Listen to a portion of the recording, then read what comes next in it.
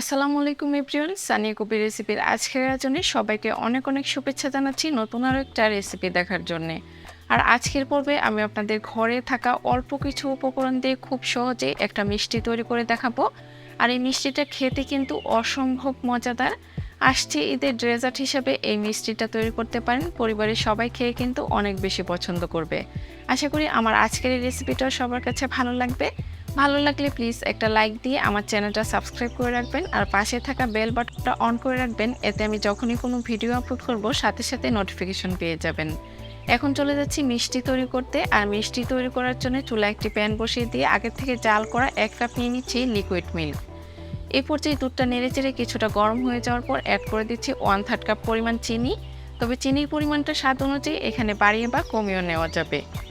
চিনিটা নেড়েচেড়ে মিক্সড করে দেওয়ার পর আমি এর মধ্যে দিয়ে দিচ্ছি এখানে 4 টেবিল চামচ পরিমাণ সুজি। আমি এখানে কাঁচা সুজিটা নিয়েছি, সুজিটা ভেজে নিইনি।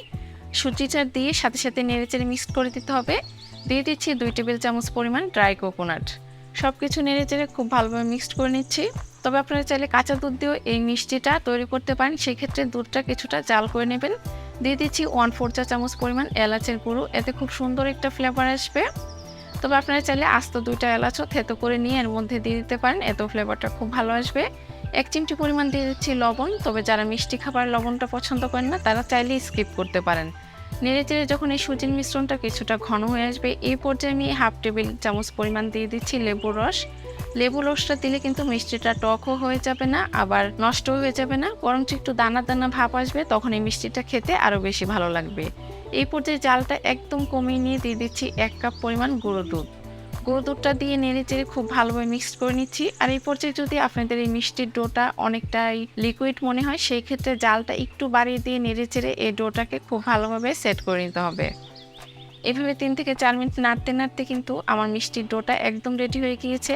আর যখনই এই ডোটা প্যানের থেকে এভাবে ছেড়ে দিবে, তখনই বুঝতে হবে মিষ্টি তৈরি করার জন্য এই ডোটা একদম রেডি হয়ে গিয়েছে।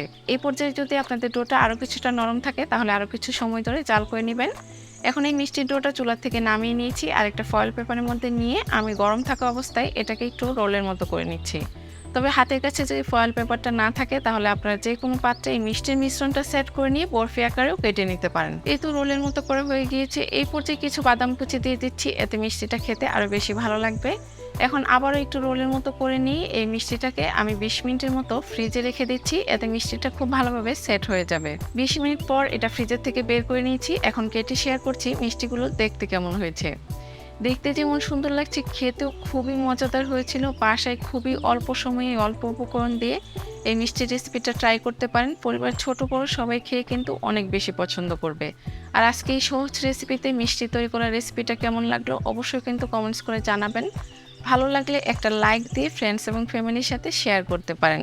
এই তো মিষ্টিগুলো কেটে নেওয়া হয়ে গিয়েছে। মাশাআল্লাহ, দেখতে যেমন সুন্দর লাগছে, খেতেও খুবই মজাদার হয়েছিল। তাহলে এতক্ষণ সাথে থেকে ভিডিওটা দেখার জন্য সবাইকে ধন্যবাদ জানিয়ে আজকে এখানে বিদায় নিচ্ছি। সবাই অনেক বেশি ভালো থাকবেন আর আমার জন্য দোয়া করবেন। আল্লাহ হাফেজ।